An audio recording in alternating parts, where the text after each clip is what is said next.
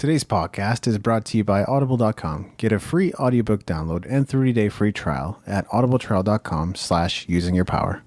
Over 180,000 titles to choose from for your iPhone, Android, Kindle, or MP3 player. Today I'd like to recommend Believe in Yourself by Dr. Joseph Murphy, a collection of thoughts and principles on spirituality and success in life that go deeper with every listen.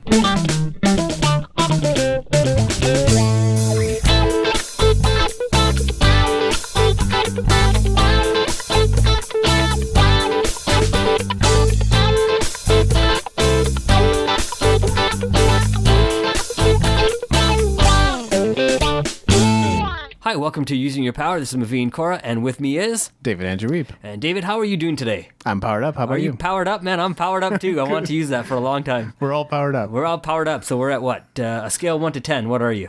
Scale of 1 to 10, I'm amazing. Amazing. Woo. Is that a 10 or a 12? Exactly. Oh, man. I'm 212, like water. Nice. H2O? H2O, steaming. On a scale of 1 to 10, H2O. That's great. That's pretty much what I am, man. Steaming water. 212, right? It moves locomotives. That's how I feel today. And in today's episode, we're goofing off. Just at the starting, right? You know, sometimes it's fun to kind of have a good time at the starting. So, what are we going to talk about? I know this is something that was something you brought to us, or to me at least to us, so we can take this to our listener. Yeah. Well, Dr. Joseph Murphy has this book called Believe in Yourself, which almost seems like, a few sermons kind of written out in a book form, which is a great idea for all of us to think about, like repurposing our best content and putting it out there. But I found, in this small volume, I find a lot of amazingly deep, thought-provoking thoughts about spirituality and life and success. And there's one concept in particular that stuck with me. It may not be a direct quote, but it certainly is something that is elaborated on in this book, which is your concept of God determines your attitude towards life. Right on. Yeah. And I'll start off with a bit of an introduction of Joseph Murphy and who he was. He lived from May 20th, 1898 to December 16th, 1981. So he only passed away at the beginning of the 80s. Wow. And he lived a pretty long life, it looks like, too, right? Very much so, yeah. Awesome. He was an Irish-born American author and quote-unquote New Thought minister who was ordained in divine science and religious science. So the New Thought movement is basically the idea that God is everywhere and right thinking has a quote-unquote healing effect.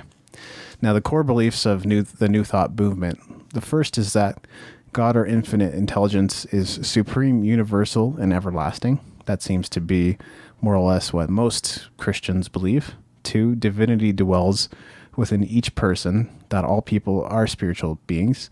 So some people might argue the details about that, but the scriptures do say, I am in you and you are in me. 3, the highest spiritual principle is loving one another unconditionally and teaching and healing one another. So there's a strong emphasis there on healing you're seeing. And 4, our mental states are carried forward into manifestation and become our experience in daily living. That's fascinating. That sounds almost like law of attraction, doesn't it, Mav? Yeah, for sure. And a lot of what you said, it's very interesting. If this is the way that, Joseph Murphy's been thinking, some of these principles that you read right off here is some of the stuff that my parents actually mentioned to me. And it's funny, I'm just kind of reading your notes here quickly too. And I did actually learn that in Hindu philosophy as well, right? Because my mom always told me God is everywhere, right? So I don't necessarily have to go to a church or a temple or somewhere to pray. I can just sit down by myself and pray, and God would always be with me. So I love that concept of what he's saying because it really lined up with some of the principles my mom taught me when I grew up. Right, God dwelling in each person. Yeah. Well, not just in each person, but is where I am, right? So if I'm sitting here by myself in a room, or if I'm sitting here with you as an example, God is somewhere with us, right? He's everywhere. So that idea of he's everywhere is just amazing to me. Yeah, I think there's a similarity, right? But what I'm saying is basically what, as stated in Wikipedia, is this idea that divinity dwells within each person. So I think it's a very similar concept to what you mentioned, and I like that too a lot. But I was just kind of comparing the two in a way. For sure. You'll find this fascinating, Mav. In his 20s, Murphy moved to the United States where he became a pharmacist in New York City. So he was in pharmaceuticals for a little while, or, you can take that to whatever extent you want. And then he spent considerable amount of time in India, spending time with Indian sages and learning Hindu philosophy. Yeah, it makes sense, right? And that's exactly what I was saying, right? That statement you said really hit home with me, because that God is everywhere statement, that is a statement that you hear, especially in Hinduism as well, and in Buddhism, not necessarily because there's no God necessarily in Buddhism, but a lot of those principles that he mentioned there are also Buddhist principles as well, not just Christian principles. Exactly. Yeah, Murphy was like I guess you could say, a spiritual leader. Take what you will about the quote unquote new thought movement or whatever that means to you. But I think you're right. I mean, he took from many different sources even before it was kind of in vogue to do that, especially with the emergence of Oprah and Eckhart Tolle and people like that. We started to see people combining different beliefs and forming and fashioning it into one. But Murphy seems to have done that long before that was beginning to happen in pop culture. Right on. And and it's funny you said exactly, you took the words out of my mouth, right? People like Wayne Dyer, and Eckhart Tolle, and Oprah Winfrey, for sure. These are the new thought leaders that we look up to, but really it looks like he is the father of the fathers that we consider as new age movement thinking, right? So I want to definitely learn a little bit more about him as well. Yeah, may very well be. So we want to talk about this idea that your concept of God determines your attitude towards life. I'm very curious to find out what it is that you have to share with us there, Mav. Wow. So can you repeat that question? Because I'd love to hear that again. Absolutely. So what is your first point on the concept of God determines your attitude towards life? Oh, okay. Sorry. You asked me a question. I have maybe a couple different things written down. Hopefully, like I said, I like to think outside of the box, really get people to think different ways. And, I like the idea of God determining my attitude. And one of the ways I was looking at it was obviously just outside of upbringing. I want to think of some things too. So, our genetic makeup can determine how we see things as well, right? So I know whatever my parents' DNA that they passed to me can also have an influence on the way I think and believe in God. So, that was one of my points that I wrote down. Just my genetic makeup can have a different predisposed thinking of how I see God, and in myself, I don't know if it had to do anything with a genetic makeup or not, because again, in my home when I was younger, it was a lot of, religious ceremonies and teachings and movies and songs that were playing all the time. So I don't know about the genetic makeup side of things, but the nice thing is to know that because of who I am today, I've been able to explore outside of my own cultural upbringing as well.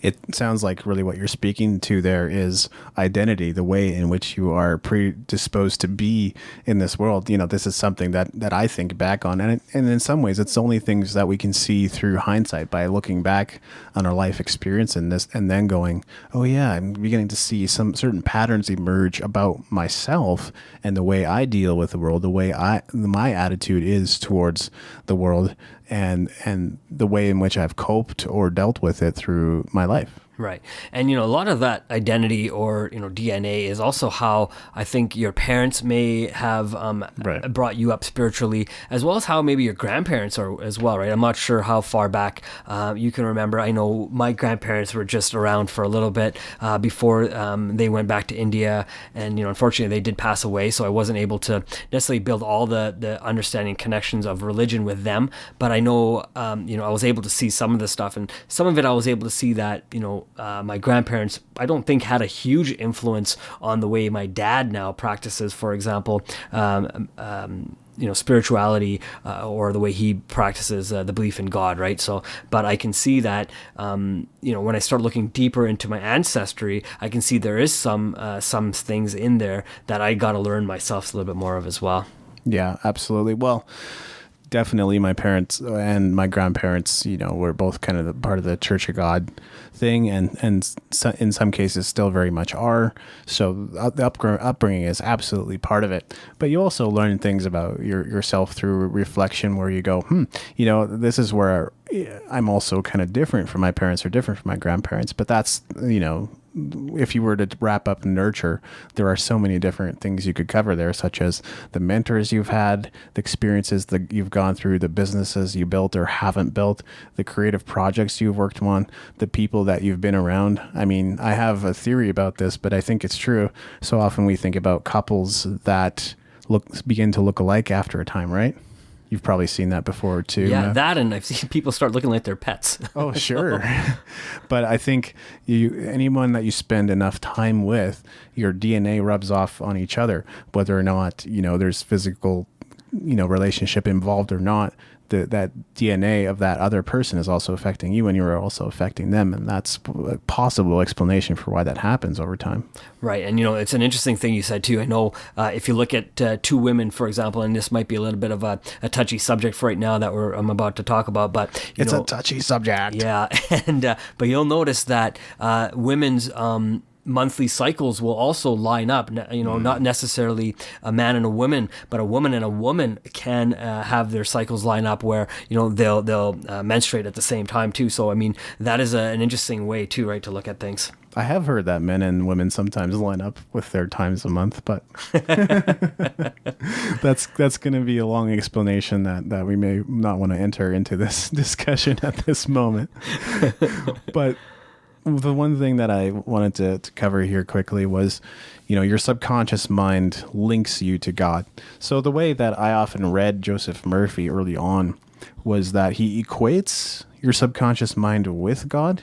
But I recently had a comment on my blog, because really one of the most popular posts on there is the review I did of The Power of Your Subconscious Mind by Joseph Murphy. And the comment that the reader left was, your subconscious mind links you to God. So that's your connection point to God, is the way the New Thought movement works. And the reason I thought that was important to bring up is because the whole quote is, your concept of God determines your attitude towards life.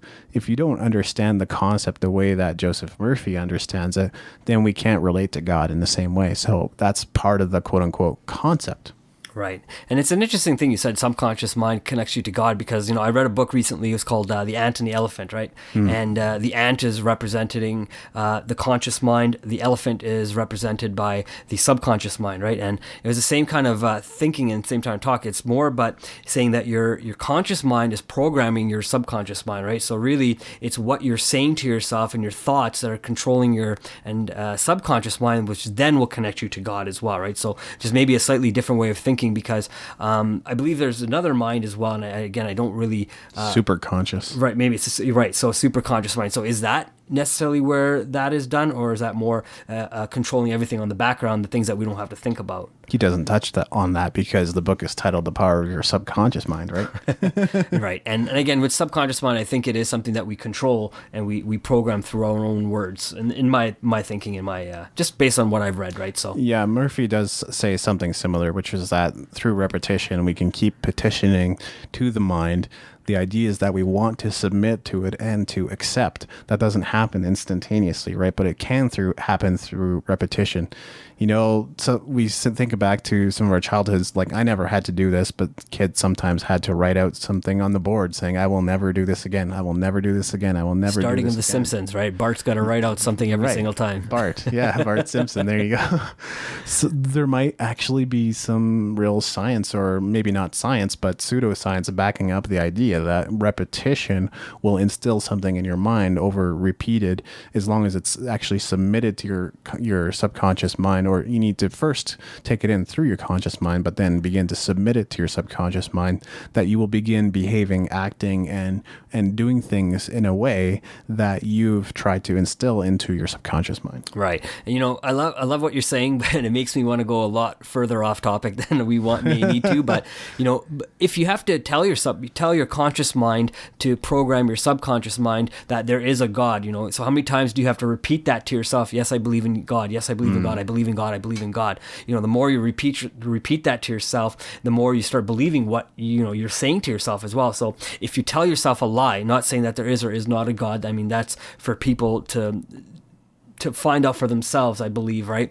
But the more I have to tell myself there is a God, then the more I start believing there is a God, because I'm programming myself to believe that, right? If I tell myself there is no God, because there are atheists as well, and they say, we don't necessarily believe in God, we believe in maybe something a little bit different, right? And they tell themselves the same thing over and over again as well, and they've now programmed themselves to believe that statement as well. So to that, I'll say this. I don't think there's any benefit to submitting that thought to your mind over and over again, whether there is a God or there isn't a God. If there is, then God will reveal himself, right? Don't you think? If there's such an all-powerful being, why does he need us to submit to our mind the idea that he exists or doesn't exist? Right. He doesn't. It's not necessary. If such a being absolutely exists, then he'll reveal himself to you. So I think what we're talking about is, especially in the context of the New Thought movement, we're talking about healing, right? Because he's suggesting that if we apply thoughts of healing to our mind, because it's such a big priority in the New Thought movement, if we keep applying that to our mind over and over and over and over again, our subconscious mind has no choice but to accept it and begin to heal our bodies. Right. So in healing, absolutely, right? If you say to yourself, if you have cancer and you say, I'm going to beat cancer, I'm going to fight cancer, I won my battle against cancer, absolutely. That's that positive mindset that you're talking about, absolutely, right? But my main thing was, just based on if you tell your subconscious mind something over and over again, you start believing it, right? So just like in my example, I was saying, if you keep telling yourself, yes, I believe in God, you will eventually believe in God, right? And that's kind of the idea of what religion has done since, we can go back 2,500 and even further back, even 4,000 or 5,000 years ago, and that same concept has been drilled into people's minds and passed down generation after generation, depending on again what culture, religious culture you come from. Even the messages of healing have been put into that. The messages of God have been put into that. The messages of prayer have been put into that. Right. So the more we've been using that repetition, the more we've kept believing the same thing, and the less we are exploring for ourselves to find out the truth. Yeah, I agree. And sometimes it's totally not beneficial. To me, like studying what Joseph Murphy says is very different from perhaps the way I was taught or brought up. So it is a mind-opening experience in a way. But I agree that, the conditioning, or at least the way that it has turned out in modern society, it just seems to be that system of control. Even in churches, the system of control. Here's what to do. Here's what not to do, which doesn't encourage free thinkers like us to emerge and discuss and talk about the way things are and our experiences in a way that's productive, because the only answer you're going to get, I'm going through hardship right now. Well, pray to God, or if you're in a New Thought movement, well, I'm sick right now. Well, you should, submit to your subconscious mind that you need healing. Are all these things absolutely 100% true all of the time? I can't tell you, but sometimes it's to our detriment to not think freely for ourselves. Right. And, for every person that tells you to think one way, there's another person to tell you to think a different way, right? Yeah. I know, I haven't read Joseph Murphy's book, so I can only go so far deep into what he's saying and what his message was. But, if we're talking about God, and is there an existence of a God, and if you believe that he's there, then, saying that he'll heal you and having the faith that he or she will heal you is definitely going to be great, right? And even if I know a lot of times people will say, oh, I saw the Mother Mary, right? A lot of the Catholics will say that, and they believe in her, and they say they see her and they feel the healing power of her just by thinking of her, right? So there is some power of thought as well in the believing of in this New Thought movement as well. Yeah, absolutely.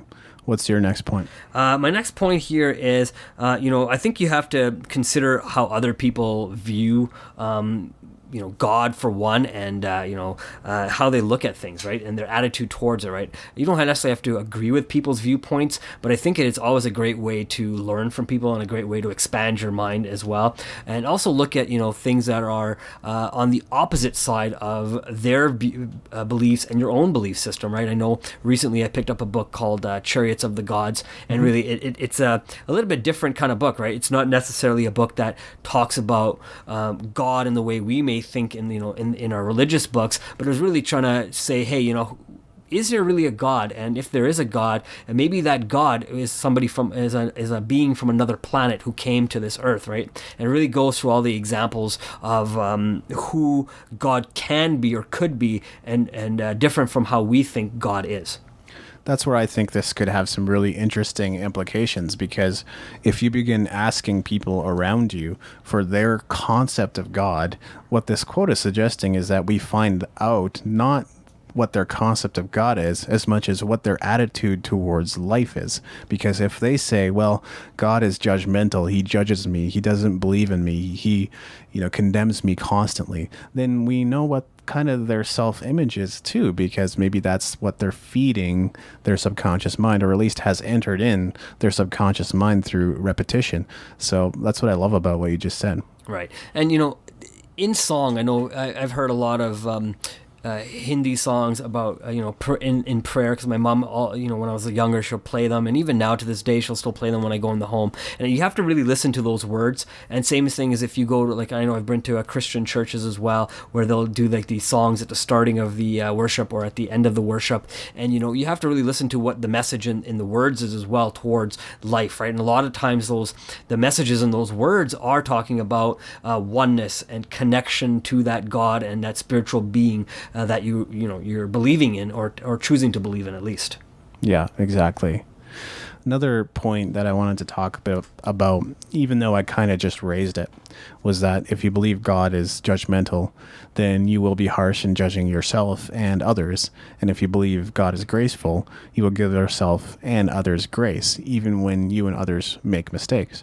And to me, which one I would want personally is obvious. I would rather live in a world of grace than live in a world of judgment and condemnation, where I'm sent to hell because I did one thing wrong the one time. When I shouldn't have stolen, I stole. Whenever I shouldn't have lusted, I lusted. When I shouldn't have killed someone in my mind, I killed them. And not that that's happened, but okay. I got 9-1 dialed. I used one more step towards me. I'm gonna hit the other one. Yeah, exactly. No, I have never done it, but you know what I mean, right? These are the 10 commandments that I'm talking about. And for Christian thought anyway, there's the Old Testament and the New Testament, and people like to sort of separate them and then later on connect the dots, which is really confusing. But they say basically Old Testament is before Jesus, New Testament is after Jesus. After Jesus, there was more grace than before Jesus. Seems kind of crazy to me that God would be so schizophrenic, but it's a way of thinking. Oh man, I love it. This conversation's definitely going to start taking the path that I think both of us, we have a way of thinking for both of us, and I know we both have been through our own religious upbringing separately, and we've, like you said, we've been able to free think our way through because our parents allowed us to. I think we Sure. weren't really super indoctrinated by their belief system, right? And I think if it comes down to believing that, if you do one thing wrong, God will condemn you for the rest of your life, I think that's such a bad way of thinking and believing.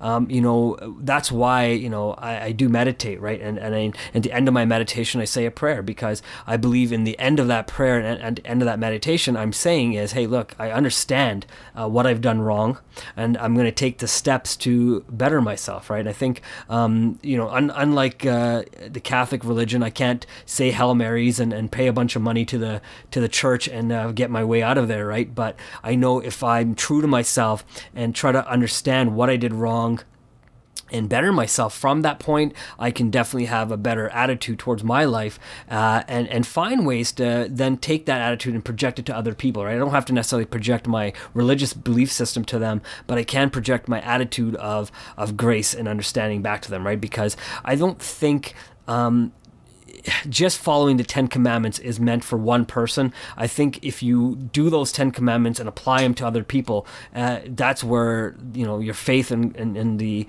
will grow in those words as well, right? And not killing somebody. I agree, don't kill somebody, but having thoughts of it. I mean, I don't know how normal or unnormal that is. I mean, I think if every single person on this planet has had that thought, it must be a normal thought that people have. Right. Right? So if people think about stealing, there must be a reason people think about stealing, not just do the act, but there has to be a reason behind it, something so deep that they feel. I know something you brought up, right? I know in our last episode you were talking about people who don't feel they can do anything else, so they go out and prostitute themselves out, right? Yeah. Because they don't think there's any other thing that can do. No other option. Right. So, but there are other options, and sometimes it is talking to people and finding out what those options are, right? Couldn't agree more. And that's one of the reasons why I really love this statement, because it's saying more about the person than it is about God. Anybody who goes from stage, really, it's kind of the same thing when you think about it, at least based on what Joseph Murphy is saying. He's kind of framing it in a way that we can interpret, which is that when a pastor or a priest or a preacher goes to stage and talks about their viewpoints on God, really they're just expressing their attitude towards life. It's saying more about them than it's saying more about you, but you get to learn from their experience. Right. And, if you got somebody standing up and you're listening to them preach to you about what the word of God means, you're really, like you said, you're just taking what their definition is and applying it to your life, right? So you're taking their definition and taking it into your conscious mind. You're programming your subconscious mind with their thinking and their belief system. But what you really need to do is sit down with that spiritual book that you believe in, I don't care what it is, and read it yourself and determine what the word of God is and what it means to you, right? Because you can't have anybody tell you what the word of God means. The word of God was written for you to understand and apply it based on where you are in life today and how to take yourself from where you are today to a place you want to be in the future, right? So I think when you start, there's nothing wrong with talking to somebody and saying, hey, you know what, I really don't understand what this statement means. Can you help me understand it? But then don't just accept their definition, question it. And I think that's what we really want people to do. I think it's a complicated process, because if you are at all lazy in your spirituality, then you will just take what's said from the stage or the pulpit and take it at face value, which I'm not saying there's anything wrong with that type of faith if it keeps your life simple, because what we're talking about is certainly a more complex and involved process of exploration, asking questions, going deeper, doing your reading, doing your research, thinking about or just validating facts, whether or not it happened the way it's actually described. And then you begin to, I'm not going to say that you're going to unravel these principles or truths that you hold up as being part of your belief system. But what I am going to say is that I think you'll begin to discover that there's a few different perspectives on the same subject. Right. And, and sometimes I wonder if the timeline that a lot of these books have been written in are the right timeline. If we have the ability to say, maybe, Jesus wasn't around 2,000 years ago, maybe that time frame is a lot longer than the books that we're told are, then it actually starts making more sense on having an older timeline, right? Because if we're to believe that the civilization is only 10,000 years old or whatever, well, then why are there artifacts from 30, 40, or 100,000 years ago being discovered, right? So that means there has to be something else that happened. There had to have been a different culture, and in culture, typically, when you have some sort of a culture, they usually have some sort of belief. It doesn't have to be a spiritual belief in God or whatnot, but even just looking up into the universe and believing that there's some other divine entity out there that that may have control or have guidance over them. Sometimes that's enough, right? And especially if you're looking at 30, 40, 50,000 years ago, I can't assume that they believe in God the way that we believe in God today, right? And their attitude towards God was probably a lot different, because back then there was no technology for them to be inundated by, so they can try to find some sort of enlightenment, right? And if you take a look at what the episode we did on finding enlightenment in a technology world, that may also be able to help as well. Yeah. What's your next point, Matt? My next point, wow. I got a couple of them, but one of them was not just reading religious books to find God. I think, if you read books, just any self-development book, I think that can help you find the principles and develop the attitudes you're looking for. And the nice thing about those self-development books, most of the times they are written from the viewpoint of the principles that are taught in a lot of different religious books as well. So, there's a way to gain an attitude without having to read religious books and then have those, God statements attached, especially if you don't necessarily want to read religious books, because they can be boring. They're long. There's a lot of history in them. There's stuff that we don't understand. There's a lot of stuff that we can't explain. Mm-hmm. I can't explain how, the Red Sea was parted. I have no idea. I can't explain it, but nor do I need to really know necessarily, right? It certainly ties in with one of my points, which is to say, if you don't believe in God, does any of this really even matter? But then at that point, I would say you are your own God. So your concept towards yourself determines your attitudes towards life. So Joseph Murphy's statement still seems to hold true, regardless of whether you replace that statement with God, with yourself, with whatever else that you can hold a strong belief in.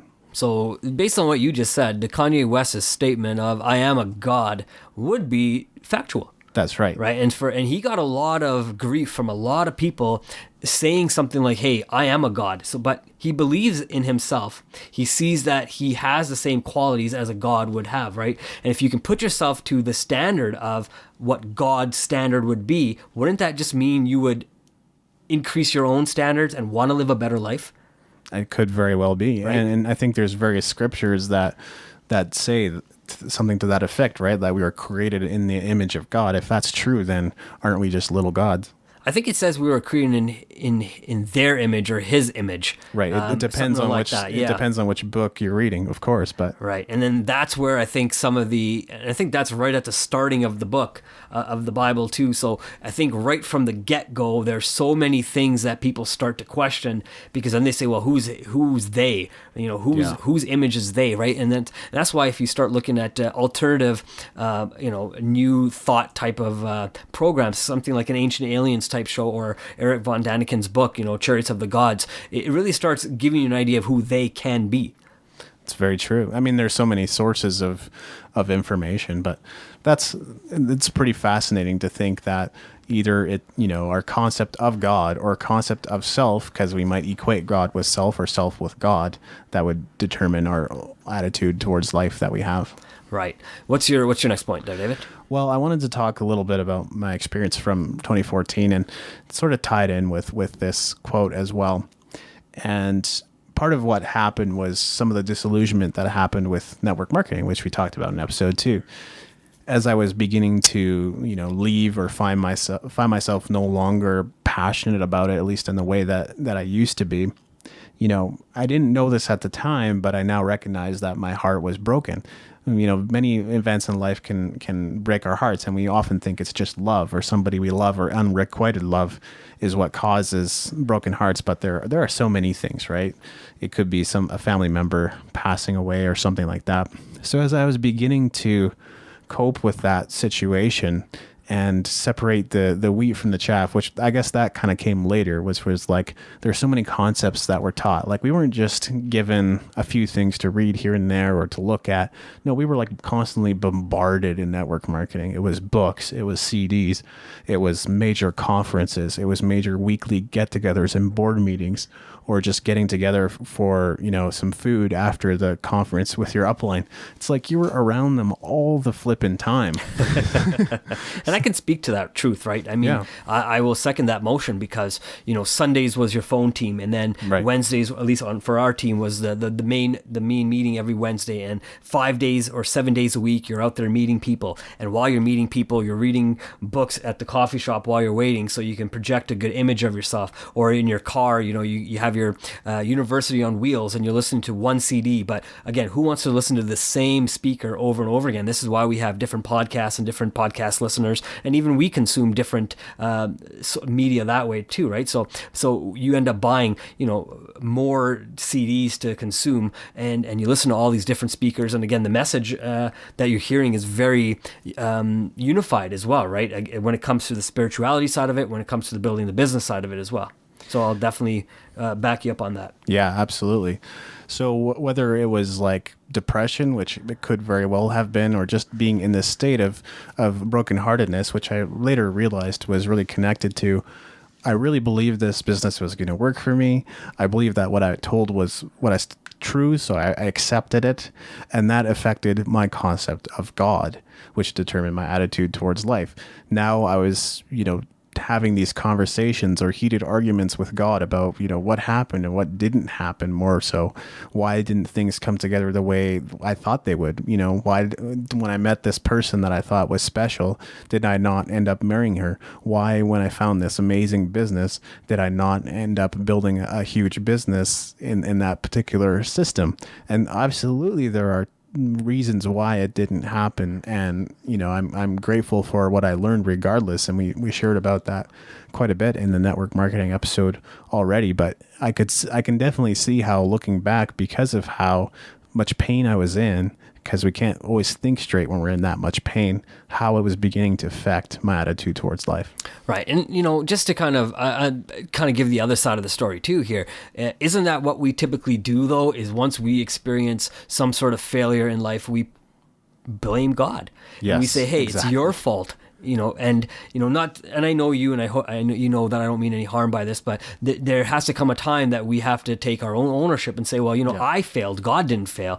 God just presented you the opportunity through somebody else, and through that other person, I think that's what God's job is sometimes. It's not to necessarily present himself or herself as a here, this is what it is, here's the book, this is what you need to do. It's for you to find the right people that are put in your path and then follow that path. But it's also for us to recognize when that path, although is good and filled with good attention, is how and when to walk away from it, right? And I think both of us figured out that exact same thing, is that although the path was great, when we delved deeper into the network marketing, we found that, right on the CDs themselves, they say at the end of the CD in the disclaimer that only 1 to 2% of the people would ever, or even less than that, and I'm just being nice, that actually succeed in this business. So when you start looking at that and saying, well, if you were told that earlier, that, hey, these are the stats, but when you believe somebody that, you trust them right off the bat, right? You have the faith, just the godlike faith that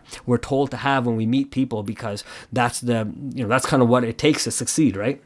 And I was beginning to sense things, and maybe you did too, Mav, while you were in the business. But there was little things, like I saw little indicators that, okay, I'm not here to build this business, but I'm here to learn. But, there's still a part of you that goes, oh, I'm going to succeed in this. Somehow I'm going to make this work. But, you have those little impressions or thoughts or little whispers of God along the way that make you think that make you have those realizations where you're like, oh yeah, no, I'm not in this forever. I'm in this temporarily. But when it comes to an end, it doesn't really help the pain necessarily, especially if you're in it for 3-4 years. Right. And you feel like you've spent 3, 4, 5 years and you've wasted your time, right? And you say, exactly. And I don't, and you can definitely blame God and say, why didn't you show me the light earlier, right? Why didn't you show me that I could have left earlier? Why did I have to spend, all the money here and be associated with people that don't necessarily understand who I am or understand my vision, my dreams, and my goals, and aren't really maybe helping me achieve the goals that I want to achieve, not just in my business life, but also my personal life, right? So I know when I joined that system, it was a little bit different reasoning, different way that I joined it, different team that I joined. Yeah. Again, all these things that I experienced, again, very similar to what you were experiencing. And I know when I would hear about stuff on those CDs, they really were coming from a very Christian, non-denominational Christian background. I'm not quite sure what that means, but it was still a very Christian teaching, right? So they would still talk about Jesus and whatnot. But that's probably one of the reasons when I started looking for ways to learn more about religion and culture, I went to, a quote-unquote Canadian or American churches because they taught in English. And I said, hey, this is the best way for me to learn. I'll learn in English. And I was able to do so, and I was able to then apply that information and understand that information. It was easy for me to take away certain names that were being said from stage, right? Joseph or Jesus or Mary and whoever, right? I can take those names away, and I can put any other name I wanted to in my mind. And instead of Jesus, I could say, God. And some people say, well, Jesus is God, and he's the Son of God. I said, okay, fine, no problem. But it's very hard for people to understand how could he be the Son of God, if he took form on this planet, right? So I think we see God as something that's unattainable. It's a level that we cannot attain. So it's very hard for us to believe that God would come down to our level when God's supposedly supposed to be better than us. And I'll put that in quote again. But I think when you start understanding that God wants the best for you, and through experience you'll learn. And I think maybe God is experience. Maybe that's all it is, right? So yeah, and to your point about sorry, no worries. To your point about network marketing and statements about being like Christianity and network marketing, the connection between them.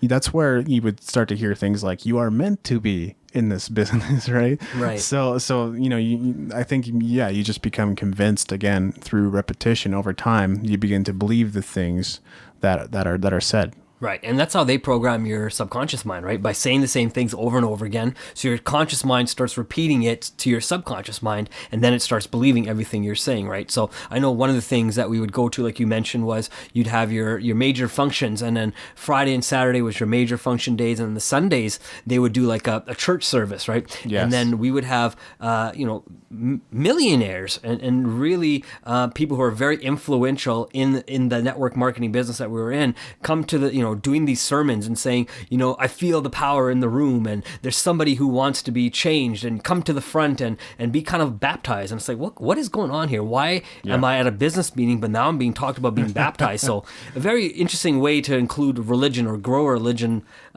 fan base and a business fan base at the same time. And I think, this is where I used to say cognitive dissonance is what I experienced in kind of summer 2014. But I think there couldn't be really a truer description of exactly what happened. It's like two conflicting beliefs that are nevertheless true, but the mind can't accept two beliefs simultaneously that are conflicting. So that's kind of part of the stress that causes a certain kind of stress in your mind and in your body, right? That's the kind of stress that I was beginning to experience as I was trying to consider or think about, or from the perspective of what this network marketing company was saying, exactly what you said, Mav, not just the business side, but also the spiritual side that they would have on Sundays versus what I felt was true personally and what I've been brought up with and what I grew. But I grew through all that. And I think it's exactly what you said. This is like a vital learning experience that I needed to have, that God created for me, maybe even is one way to, I think that's a more empowering way of looking at it. Despite it being 4 or 5 years of my life, I took some valuable things through that, and now I'm able to share those things with others and add value to them. Right. And we've used this example before too, right? People have gone through horrific things that have happened to them in their lives, and some people like Oprah as well have gone through so much abuse, but that abuse that she went through, she learned from it, and look at the life that she lives today, right? She used that to empower herself and then empower millions and millions of people all over the world to say, hey, you know what? I've gone through something just like you, and you can also find success and a better life through all those things as well, right? So I think I agree with you, right? The lessons that we both learned through network marketing are lessons that we have applied, and we've grown past that. And, this wouldn't have happened if we hadn't gone through that, I believe, right? We wouldn't have had this podcast. We wouldn't have probably met. There wouldn't have been reasons for us to connect on a different type of level, right? Because one of the things I do believe that helped us connect was the idea of network marketing, because that gave us something to talk about and find out each other's experience, at least at the beginning. Yeah, that's 100% true, and that's awesome.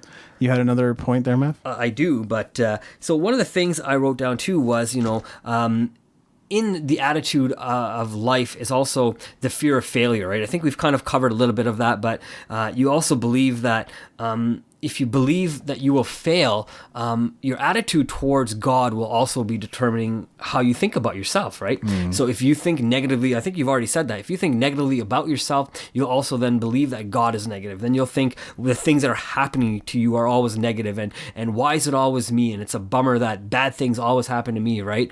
It's like the statement goes: if there was no such, if I didn't have any luck, or something like that, if I didn't have bad luck, I'd have no luck at all. That's what it is, right? And a lot of people live by that statement, but instead of saying, you know what, there's no such thing as bad luck. They're just circumstances and opportunities to learn from those circumstances, right? It really comes down to changing the way you think about the fear of failure. What is your thoughts? Well, I think we could even substitute some of the words from the statement I said earlier. So like, if you believe God is there to offer failure, you will be harsh in judging yourself and others. But if you believe God is there to provide you with learning experiences, you will give yourself and others grace, and when others make mistakes. Right. And I think that's where something we haven't really talked a lot about is where Buddhism comes into play as well, right? Because the nice thing about Buddhism, there is no God. You are the one who's going to connect to the universe by understanding the universe around you, right? That's the whole concept, in my opinion, of how Buddhism is, right? It's not about connecting to the words of a God or not, or somebody, right? Even Buddha said, I am not a God. He was born a human, right? Now, there are some people that say, well, he was born a God, and he came, kind of the same story of Jesus, and he came and taught people, and then he passed away and whatnot. Right. But if you really look at the true story of how he was born and how he changed and how he became the Buddha, you'll see that he was just a human, right? And yes, he was born into a life that many people weren't, right? He was the son of a king, a great king, but he saw that there was suffering all around the world, and he wasn't experiencing that same type of suffering, and really delved inside himself and said, well, I want to understand more about the world, right? That was outside, right? He saw people who had passed away, and he saw animals that were being attacked by other animals, and he hadn't seen this behind the walls of the kingdom that he was living in until he got outside of his comfort zone and started really exploring. And that's kind of what we're saying too, right? If you're going to be reading some sort of doctrine, go out and explore the words and find out exactly when that story took place. How did that story really take place? We can't go back in time, but there's going to be many books written on the Noah's Ark, for example. There's tons of stories written on that, and movies that were been made, and you can watch those movies and you can really find out what the mainstream is saying, and then you can explore what the non-so mainstream is saying as well, and really find ways to connect those, and there are artifacts that people say that have been found, so maybe explore those artifacts as well. It's really interesting because like Buddhism might have a different thought process about death than Christianity does, in the sense that, you die and you're reincarnated and so forth. But I think it was actually Joseph Murphy, I could be wrong on this, that talked about the fact that at one point there was something called, quote unquote, Christian reincarnation, which kind of leads us to believe that there's, and everything else, really, all the other teachings of Buddhism, there's so many parallels between that and other religions, other philosophies, other ways of thinking, whether it's law of attraction, whether it's Kabbalism, whether it's Hinduism. Pretty much any religion you can name, you can always find some commonalities and some parallels between all of them. So again, still comes back to your concept of God. Right, exactly. And I think in Buddhism, they said that you would continue to come back until you find nirvana, right? Till you have that perfect life that you live of understanding. Now, does that mean, I think that's the same idea as the 10 Commandments, right? Doing good well unto others and doing good unto others, absolutely. And you can even think of it as if you, for example, like you said, if you lust in your mind, maybe, or you kill in your mind, maybe it's not the best thought. The nice thing with Buddhism is, at least, you can work through that thought process why you had that thought, and then fix that problem that, and I put quote unquote problem in thought, in the way you think, and you can then go ahead and work through that problem with yourself, and then find that nirvana still, right? And you may have to come back, sure, and that's what reincarnation is about. That's what good and bad karma is about. But eventually, one day in this lifetime, you will be able to, proceed into a next or a different type of a life, right? And I don't know what that is, of course, because we're both here. Yeah. Not long ago, I had a conversation with my friend about God and this very thing, and this concept about God. And I think we're both sort of in agreement over this statement. And one of the things she said said was like, I don't think God is so narrow-minded that if we follow this path exactly as it's written in scriptures, and it also depends on what scriptures you follow in the first place, that, you know, you will only be saved, quote unquote, or enlightened or achieve nirvana or whatever it is that you're after by following this little path, or, you know, this really weird and there's no way to interpret properly path when it really comes down to, because we don't know how to practically live everything that's taught in the Bible, let alone any other scripture. It seems near impossible to try to figure it all out. And it's so, you know, what you said earlier about examining your spirituality, learning what it actually means, asking others for input, but not just taking it at face value. I mean, all of that really kind of funnels into, how do you follow this? You can't. I don't think God is that narrow-minded. Well, exactly. And you got to keep in mind, a lot of these books that a lot of people read from were written, 5,000, 2,000, even 500-600 years ago, right? So, I mean, times have definitely changed in that time frame. The reference points and the examples that they were giving have definitely changed. I mean, the principles have definitely stayed the principles. I don't doubt that. We shouldn't be killing people for absolutely no reason. We shouldn't be stealing from our neighbors just to have something for ourselves. You shouldn't lust and over other people if that's how it's supposed to be. But I think the idea of that is not that you shouldn't lust. I think it's if you're married and you have children and you've decided to settle down with one person, then at that point in time, move past that. I think when you name one 18-year-old that doesn't lust over every person that they see, it's very tough. And that's what I was saying earlier. It's kind of inbred into your DNA as well, right? Where it kind of goes back to that caveman theory too, right? When we were living, again, cavemen, in my opinion, would probably not have this type of religion talk that we were having right now, right? They may have had a different type of religion talk. Yeah, absolutely. Do you have any other thoughts on this? I just got one last point, and I think to kind of really tie all this in together, I think this point really works together. I think a lot of us are brought up in good homes. I'd like to say that it doesn't matter if your home is a single parent home or a broken home, or maybe you've had things happen. But I think a lot of times we're taught the Word of God, right, and we're brought up as best as we can in a godly home. And a godly home, I mean, really is good morals home. Is that what I'm trying to say? So I think, in order to have a good attitude is to have good morals and apply those good morals. So that's my point there. Yeah, no, that's really great. I think you're right. Your parents do the best they can with what they've got. And I don't just mean like as in the people, your parents didn't just do the best they could with you, but I mean the best that they could with what they believed, what they understood about parenting, what they understood about life, what they understood about spirituality and philosophy. And it's perfectly okay for you to explore what all that means to you now. And I think many people don't. Many people just stay the course, do not question, don't venture outside it because they're scared of going to hell. And let's just say it like it is. They fear dying, going to hell, meaning nothing, and their lives not equating to anything. So they stay in what they think is true and right. But I think anybody that does some deeper exploration will soon begin to realize it's not so black and white as maybe we think it is. I wish it was. It would make life a lot easier if it was just black and white, wouldn't it? Yeah, absolutely. If life was so simple, I think we'd all be able to master it.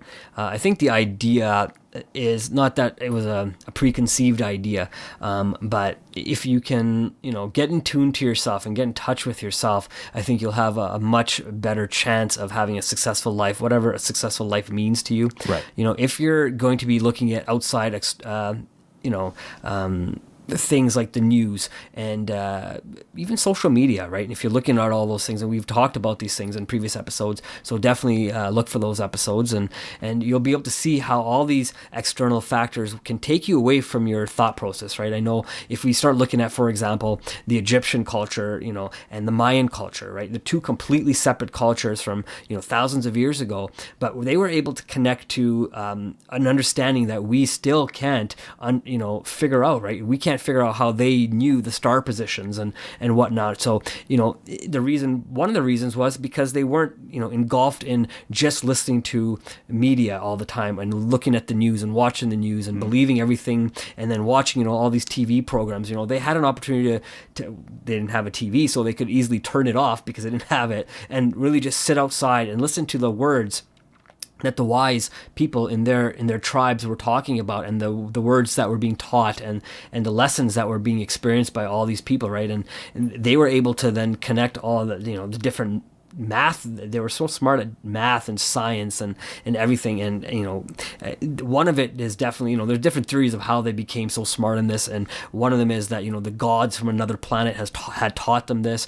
The other part is that they actually had the ability to connect to it because they were able to actually explore it and think about it and sit down and write on a piece of paper. I'll put I'll say that in quotes as well, but they were able to write these things down and really talk to people and find ways to say, I noticed this star was here yesterday, but now it's about 10 feet over, from the exact same spot I'm in. And then 10 days later, that star has disappeared and it's come back again, maybe 2 years later, so they can start figuring out cycles and all these things because they were aware of their surroundings. Fascinating. Well, we definitely look forward to what the statement means to you. Your concept of God determines your attitude towards life. We want to hear what that statement means specifically to you and your current situations. You can leave a comment on YouTube, on our website. You can also just click the little button in the bottom right hand corner of our website, which is the Messenger app, and then leave a comment through there. And we'd love to connect with you via Messenger as well. We made that available just for fun to see how it would go. But we know that so many people are using Messenger and messaging apps these days, so why not?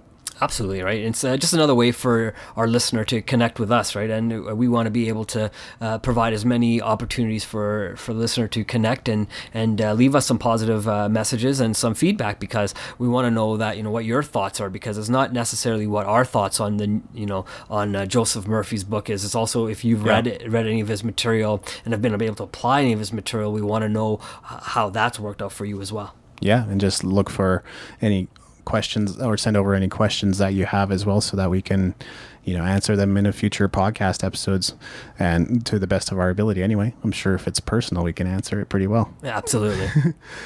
You can also check out our free course, 10 simple ways to unleash your personal power, or unlock your personal power. It's one or the other.